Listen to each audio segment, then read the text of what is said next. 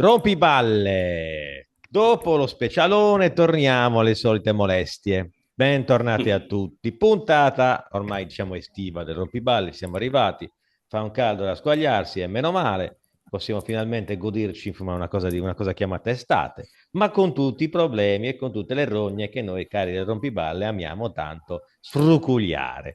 Oggi ospiti, quindi abbiamo gente con cui parlare, gente da presentare, interessanti iniziative e idee molto particolari da descrivere.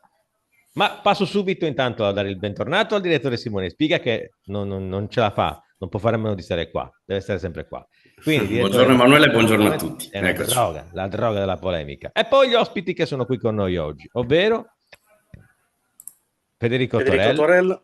Filippo Lunesu, rappresentanti proprio lo sbaglierò, ma lo faccio dire a Federico Torello. Federico, il comitato si chiama?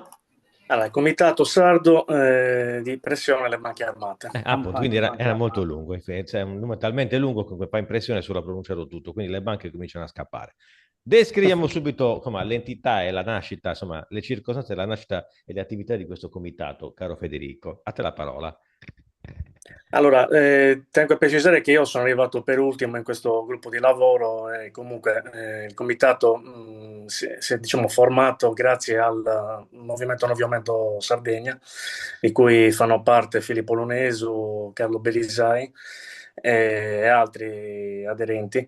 Tempo addietro ci è stato chiesto, siccome io faccio parte del VCB lavoro privato, ci è stato chiesto una collaborazione da parte appunto del Movimento Sardegna e allora dato che comunque sono temi che riguardano il sociale, riguardano un consumo critico e responsabile e io faccio parte anche di ABACO, Associazione di Base dei Consumatori, allora abbiamo deciso di intraprendere questo percorso comune e appunto dare una mano al movimento sardo in questa campagna, che tra l'altro è una campagna nazionale, nel senso noi siamo i primi comunque a livello nazionale qui in Sardegna a fare un'iniziativa pubblica aperta in merito a questa campagna, perché la campagna Banche Armate esiste, come spiegherà poi Filippo, da svariati anni, quindi lui ovviamente è uno di quelli che comunque conosce la storia sia del movimento che della campagna molto prima di me. Io mi sono avvicinato diciamo nell'ultimo anno e mezzo più o meno.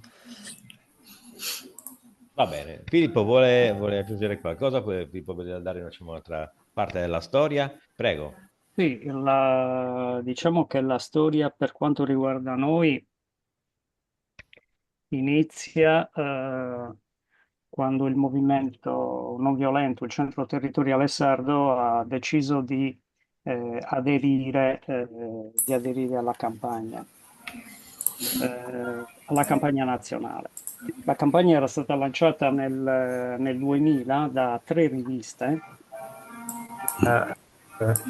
Nigrizia, Mosaico di Pace e Missione Oggi, e aveva lo scopo di e ha ancora tre Sì.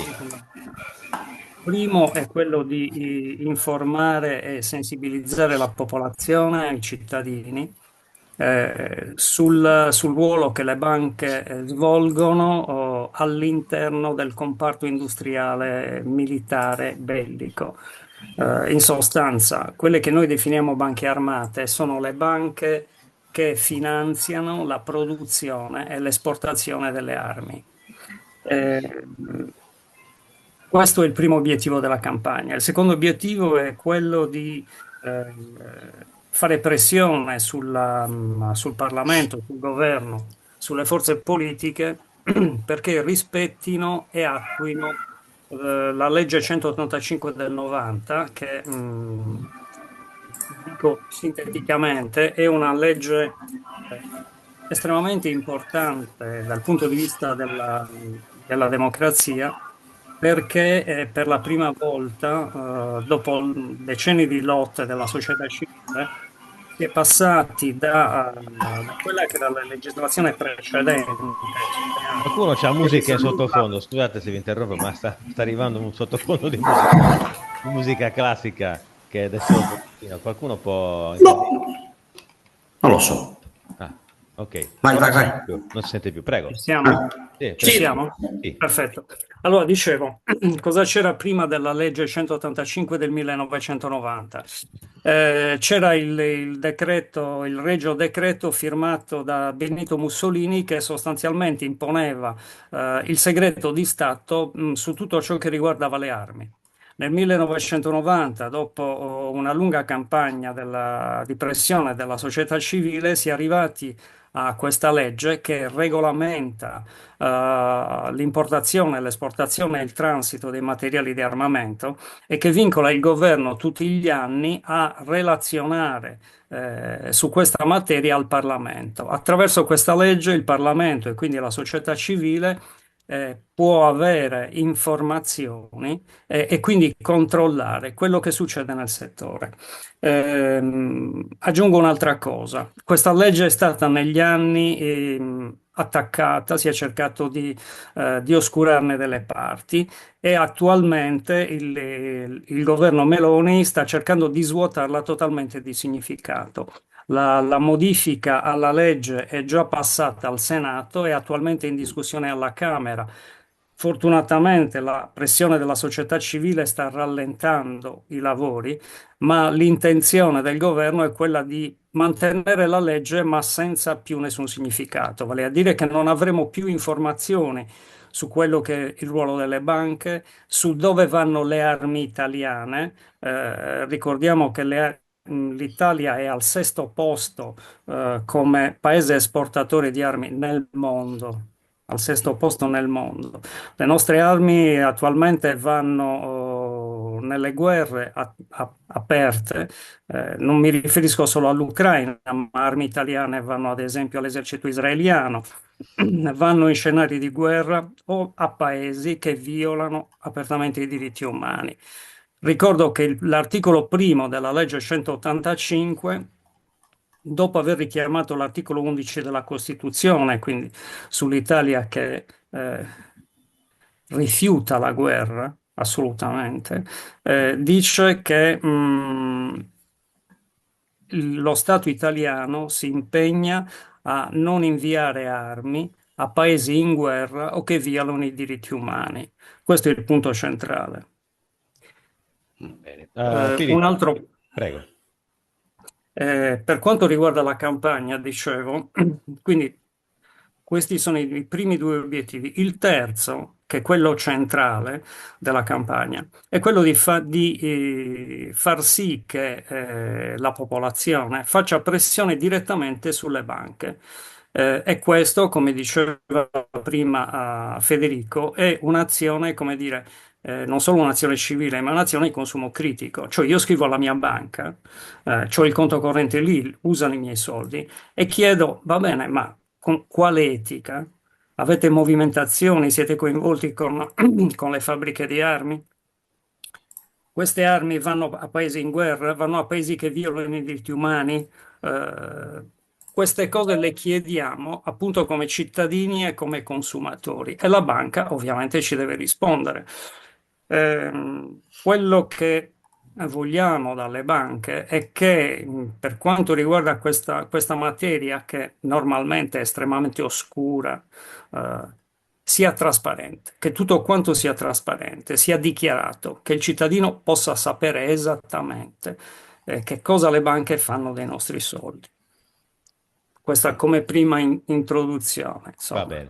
Il Allora, punto centrale della campagna è proprio la pressione che esercitano i cittadini. ok, è stato chiarissimo e esauriente. Allora, voi avete un'iniziativa in programma nel mese di giugno. aspetta però Gabriele, prima c'è un aspetto importante che vorrei che ci spiegassero, perché una cosa sono le iniziative contro, altra cosa sono le iniziative di pressione. Il comitato nasce come pressione verso le banche. Specifichiamo bene questo aspetto perché forse è l'aspetto più, oltre ovviamente alla mobilitazione sui territori, e poi ne parliamo del caso dell'iniziativa dell'11 giugno, però credo che questo sia un aspetto molto importante. Non so se voglia spiegare questo Filippo o Federico, ma è un aspetto che secondo me è importante che la gente sappia e capisca. Sì, allora, come diceva all'inizio Federico, questa azione, la campagna intera, nasce nell'ambito del mondo pacifista che ha scelto la non violenza come strumento di lotta. È stato quindi fatto proprio dal movimento non violento. Quindi non è un'azione contro le banche. Le banche non sono, diciamo, il nemico, ok? È un'azione di pressione. Quello che si vuol fare attraverso un'azione civile, che innanzitutto passa attraverso il dialogo, e soltanto in un secondo momento, se il dialogo non ottiene risultati, utilizza le forme del boicottaggio, che sono comunque forme di azione non violenta.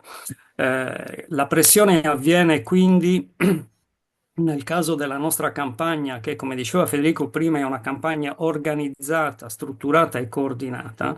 ehm, la pressione avviene attraverso innanzitutto il dialogo, tant'è che noi abbiamo come Comitato Sardo Campagna Banche Armate, abbiamo avviato un'interlocuzione riservata con 3 banche che sono significative per il nostro territorio. La prima è il Banco di Sardegna, perché è la banca storica del territorio. Poste Italiane, perché ha una diffusione capillare sul territorio ed è importantissima dal punto di vista anche della presenza nel territorio nazionale. La terza banca è una banca che non è presente sul territorio sardo, la Banca Valsabina, ma che è importante perché ha curato le operazioni per la fabbrica di bombe RVM, che è un cancro sul territorio sardo. Eh, come avviene la pressione? L'interlocuzione è riservata, noi abbiamo scritto alle banche chiedendo, ponendo delle domande sulla sul loro coinvolgimento con l'industria delle armi e abbiamo chiesto delle risposte. Eh, Al momento l'interlocuzione va avanti con le poste italiane. La Banca Valsabina, la banca che ha curato le operazioni per l'RVM, non si è neanche degnata di risponderci. Ricordo che già nel 2017 la campagna nazionale si era occupata di Banca Valsabina. Per quanto riguarda il Banco di Sardegna, dopo c'è stata una prima risposta noi abbiamo chiesto ulteriori informazioni in merito e a questo punto c'è stato il rifiuto della banca di esplicitare altro e di chiarire alcune delle loro posizioni su cui noi volevamo fare luce. A questo punto la campagna, praticamente l'interlocuzione si è interrotta col Banco di Sardegna ed ecco perché l'11 giugno noi usciremo con la fase pubblica e la campagna proprio di fronte al Banco di Sardegna. Come avviene la pressione? Questo è il primo atto della pressione, cioè c'è un comitato sostenuto da altre 14 associazioni che scrivono alle banche e chiedono una risposta. La prima fase. La seconda fase, quella pubblica, in cui intervengono i singoli correntisti, è il cuore della campagna, cioè sono i cittadini e le cittadine che scrivendo alla propria banca e interrogandola sul loro coinvolgimento con l'industria delle armi, fanno una pressione diretta, in quanto cittadini, in quanto consumatori. Questo è il vero atto della pressione. Non so se è stato Perfetto. chiaro fin Sì, qua. sì, sì, perfetto, perfetto, perfetto. Dicevi, Gabriele, prosegui. Scusate che nel frattempo ho detto, allora, si tratta semplicemente, cioè, è un'ottima iniziativa questa e ovviamente sarà anche molto complessa perché si partirà dal semplice tentativo di dialogo fino ad arrivare al boicottaggio. Con le banche tutti sappiamo che non è un lavoro semplice perché ovviamente c'è tutta una situazione da affrontare e le reazioni di questi soggetti non sono mai delicate. Comunque, andiamo, scusate, ma i tempi purtroppo sono contingentati, quindi dobbiamo lavorare in sintesi. Andiamo a concludere con i ragazzi del comitato, poi se si vogliono trattenere per la puntata va benissimo. Quindi l'11 giugno sono anche orari ovviamente di riferimento, orari un luogo di raduno, immagino, per Viale questo. Bonaria numero 33, fronte al Banco di Sardegna, dalle 10 alle 12. Perfetto, quindi sarà un appuntamento insomma, per chi vuole impegnarsi, vuole dare, insomma, far sentire la propria voce contro questo genere di attività abbastanza perverse, sarà un'occasione importante. Eh, quindi ragazzi, il vostro comitato è tuttora in attività, ovviamente cioè, accetta iscritti, accetta nuovi aderenti, ovviamente avete un'attività anche di, diciamo così, di affiliazione, ecco, immagino, in corso, penso, credo. Assolutamente sì. Sì, sì, sì, sì. Federico, se può dare i Sì, riferimenti anche certamente. sui social e sulle pagine? Sì, c'è una pagina Facebook appunto che è Comitato Sardo Campania di Pensione delle Banche Armate, è un po' più lungo perché poi alla fine abbiamo deciso un po' di abbreviare il nome per quanto riguarda soltanto la parte informativa cartacea, però per quanto riguarda il sito vero e proprio, comunque riferimento social network, è proprio per esteso, Comitato Sardo Campania di Pensione delle Banche Armate. Poi c'è un riferimento anche su Instagram, tra l'altro curato da Carlo Berisai, che è uno dei membri del comitato, e poi ci sono tutta una serie di associazioni che hanno aderito alla campagna stessa. Ci tengo a precisare che associazioni che poi sono vicine a queste iniziative, comunque nel sociale, basti pensare ad ASCE, Associazione Sarda contro l'Emarginazione, Teandric, Teatro Non Violento Sardo, poi Lampi, Warfree, Bottega del Mondo di Cagliari, Bottega del Mondo di Tempio, Mesanoa ci ha dato una grossa mano. Poi abbiamo Associazione di base dei consumatori, Federazione del Sociale USB. Adesso probabilmente me ne sta sfuggendo qualcuna. Beh, tra le altre L'associazione cose, Antonio Gramsci, Federico. Ah, sì. Associazione Antonio Gramsci, giusto? Sì, sì, sì. l'associazione Antonio Gramsci, Cagliari Social Forum. Sì. A Circolo del Cinema proposito, Laboratorio 28. Sì, sì. a C'era proposito anche del il tuo. Teatric, l'anno scorso è stato organizzato anche un primo convegno, che poi di fatto è nato lì il comitato al Teatro di Sant'Eulalia, e da lì, ricordo perché ero presente, è proprio nato il progetto, almeno il progetto sardo della costituzione del comitato, quindi Esatto. vi auguro il Grazie. meglio perché queste iniziative Sì, sono anche io, anche io. importanti e la ricordiamo l'appuntamento perché poi è importante che ci sia adesione massima, anche perché le banche hanno sempre una paura, quella della presenza della stampa, quella delle notizie che non parlano bene del mondo bancario. Quindi l'appuntamento per tutti è l'11 giugno davanti al Banco di Sardegna a Cagliari, in viale Bonaria numero 33, a partire dalle 10. Il ricordo, lo slogan è disarmare la finanza di guerra si può. Ok, Eh, perfetto. Abbiamo tutti riferiti. grazie. Grazie, Grazie a voi. grazie. Se volete trattenere, noi adesso partiamo con la polemica. Abbiamo un polemicone importante con il direttore, quindi Le perfetto. filippiche. Eh sì, ci Anche stanno, peggio. ci stanno. Vedete, Grazie Filippo, grazie Federico, Grazie, grazie a buongiorno. due, grazie grazie a voi, Filippo, grazie grazie agli Federico, ascoltatori. grazie a voi Alla e ci prossima. vediamo presto. Molto buoni A siete e presto, benvenuta. grazie. A Grazie mille. presto. Grazie mille.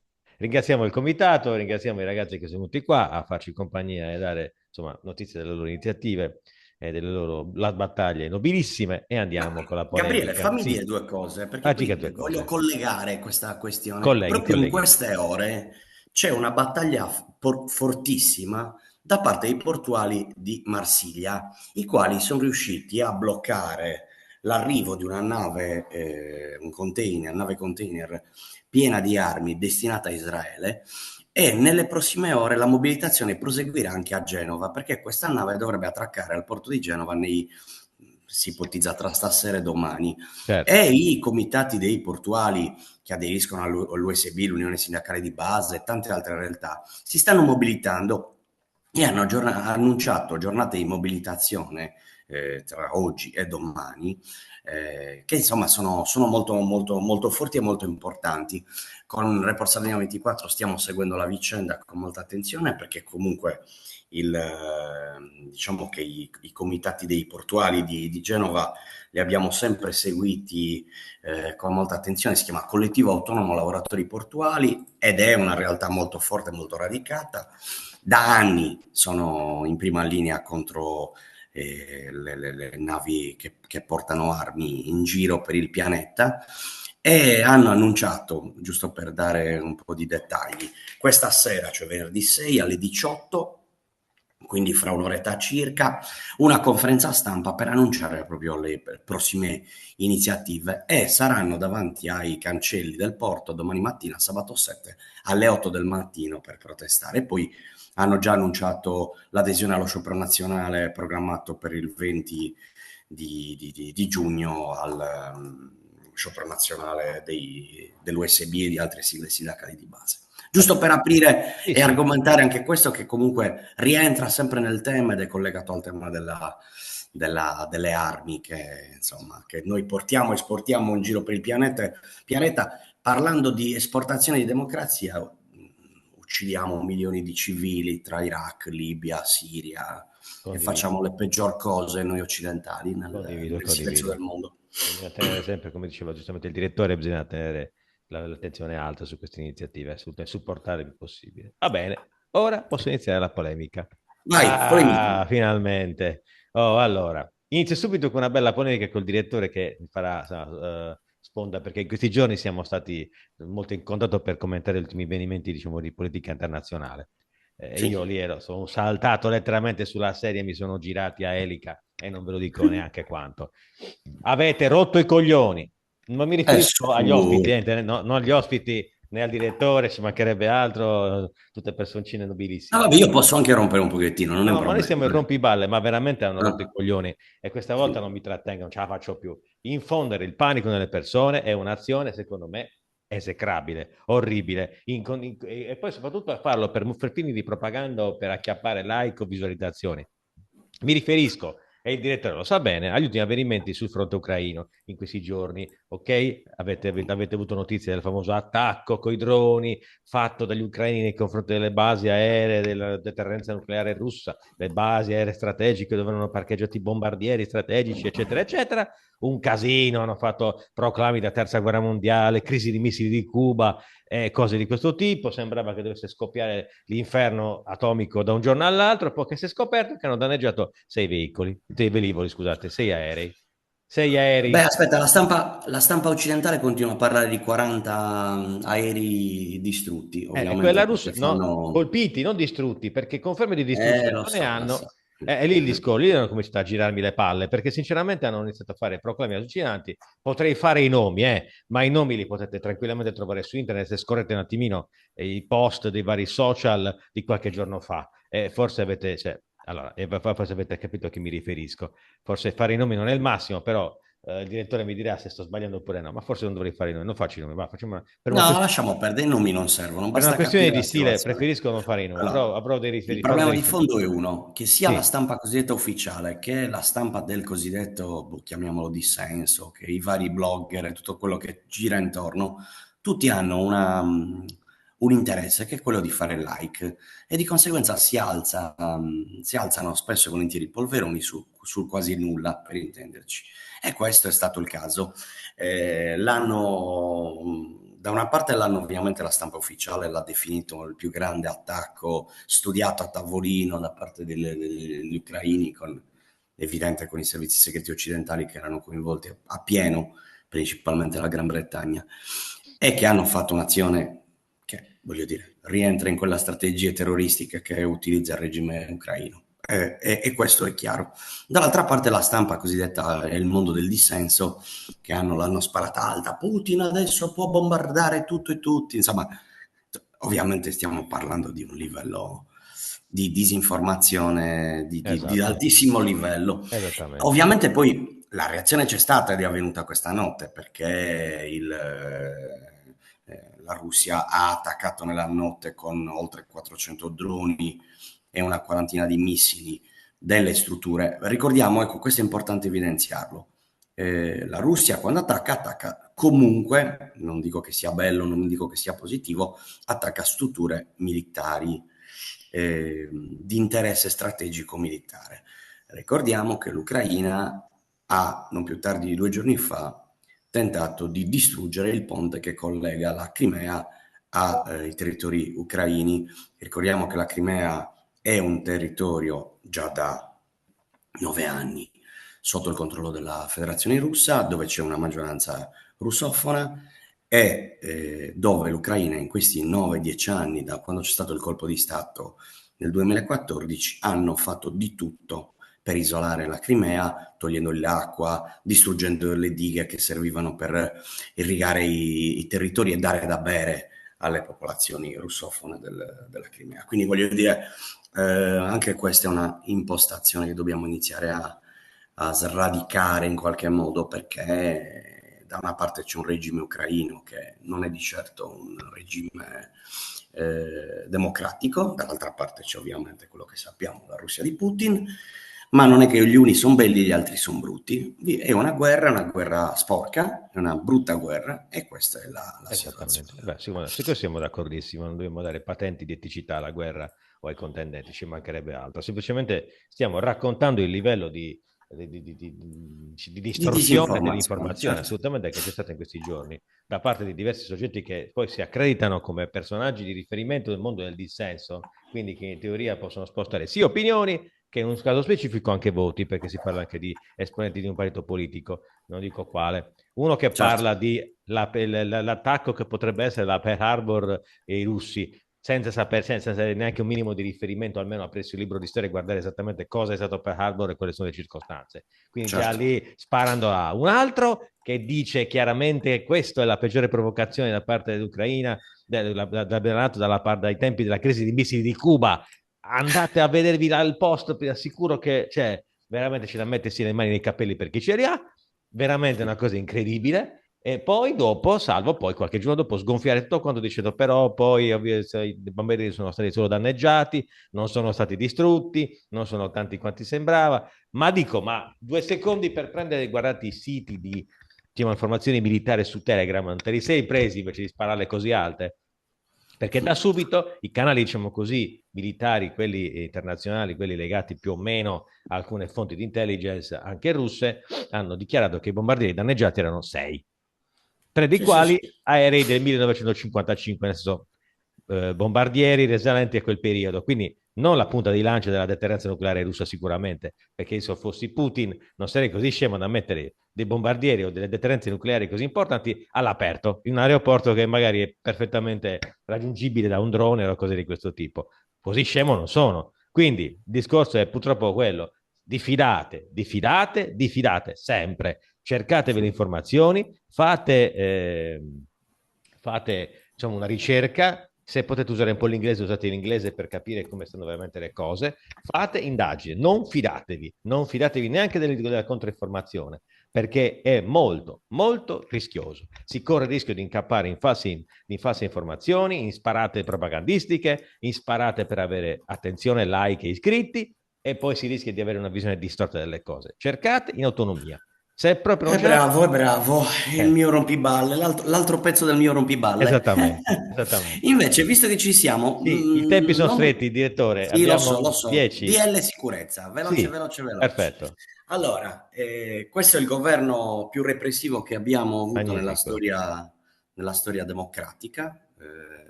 L'altro giorno al Senato è stato approvato il DL sicurezza, si aumentano il numero dei reati, sono 12 reati in più, si rafforzano alcuni dei reati, avremo le carceri ancora più piene e rischia di essere, per essere molto precisi, una legge che di fatto è utile al governo per chi si oppone a questo governo sostanzialmente, perché aumenta le pene per chi fa delle proteste anche civili contro opere strategiche. Per intenderci, parlo del ponte sullo Stretto, per fare un esempio, parlo della TAV, parlo delle proteste in Sardegna contro le speculazioni energetiche, o come mi piace definirla, l'occupazione energetica. E quindi insomma questa legge è una legge molto molto pericolosa. E credo che su questo argomento bisognerà fare degli approfondimenti, dei dibattiti, dei confronti anche in radio per parlarne meglio di più, perché la situazione rischia di essere veramente pericolosa. Ecco, a proposito, do un appuntamento perché ho ho deciso di organizzare un'iniziativa, un primo incontro su questo tema. Sarà un dibattito aperto che faremo nella sede della Confederazione Sindacale Sarda in via Via Marche Marche. 9 a Cagliari. Sì, infatti. Sì. Grazie. Meno male che c'è, vedi che c'è da... Relatori ci sarà Maria Grazia Caligari di Socialismo, Diritti e Riforme, l'avvocato Giulia Lai, l'avvocato Adriano Sollai, l'avvocato Michele Zuddas e un ex deputato Pino Cabras. Quindi sarà un'occasione per discutere del decreto sicurezza. Perdonami Simone, ma c'è già una data? Sì, certo, è il 19 giugno alle ore 18 in via Marche 9 a Cagliari. Fantastico, c'è Federico. Faccio diffusione. Grazie, grazie mille Prego. Federico, vedi, è rimasto con noi e già si spende per il rompiballe, bello. E quindi niente, è importante parlarne, è importante affrontare l'argomento, è Senza importante dubbio. che non si abbassi il livello, perché il rischio della repressione è sotto di noi, è sopra di noi, intorno a noi. Ora, hanno infilato in questo decreto sicurezza anche elementi, cioè questioni che hanno anche, diciamo così, una sponda nella sensibilità popolare, ovvero la questione delle case occupate. Molte persone hanno sofferto per occupazione di case abusive da parte di persone che sono andate a invadere la proprietà privata altrui senza pagare, senza, diciamo, garantire niente. Quindi lo Stato in teoria dovrebbe farsi garante di un più rapido sgombero di queste case da parte delle forze dell'ordine. Però attenzione, mettono un tema sensibile in mezzo ad altri 50 che magari sono meno sensibili, però fanno comodo a chissà chi.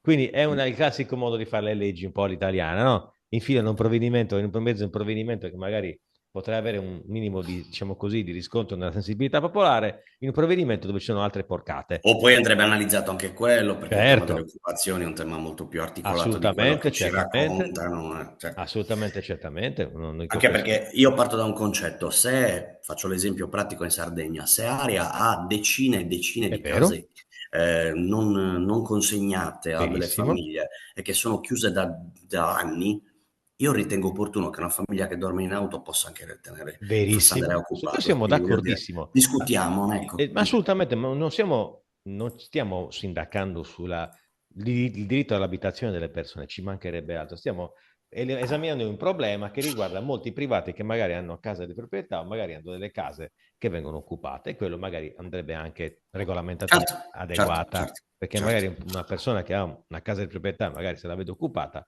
può non essere molto contento. Poi è ovvio che chi non ha una casa ha il diritto di averne una, ci mancherebbe altro.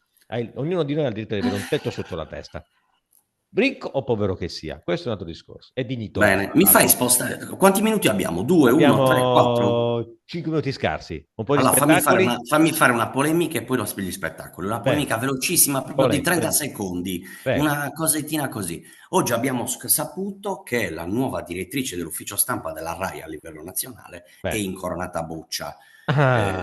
Incoronata Boccia chi è? È una giornalista RAI, è la moglie di Ignazio Artizzu. Sì. Facciamo una polemica così, no? Senza troppo entrare nel merito. Sì. Quanto è utile alla RAI avere, non dico una tessera di partito, ma comunque una vicinanza politica con l'area di maggioranza, oggi del centrodestra, ieri del centrosinistra, a seguire. Si ottengono incarichi, diciamo, anche con una certa facilità. Lei sta facendo polemiche anche sottilmente, velatamente, una frecciata. No, ma io non mi riferisco solo a Incoronata Boccia, io mi riferisco al sistema RAI, che è un sistema dove chiunque governa si porta presso i propri. L'hanno sempre lottizzata la RAI? Sì.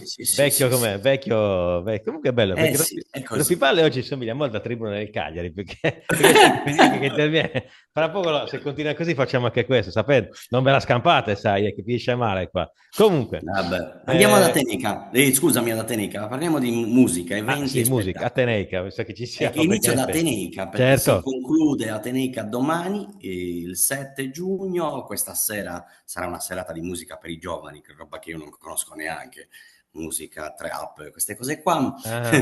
E poi domani l'ultima serata di Ateneica, 10 giorni di eventi, tanti concerti, tante belle iniziative, migliaia e migliaia di persone nello spazio del CUS, e quindi veramente tante belle cose. Invece, a proposito di musica, questa sera il quintetto Astor Piazzolla a Cagliari, Eugenio Finardi a Tissi, The Colvins a Quartuccio, alla Cueva di Quartuccio, The Colors saranno in concerto a Olbia e per chiudere Maria Giovanna Cherchi a Ozieri.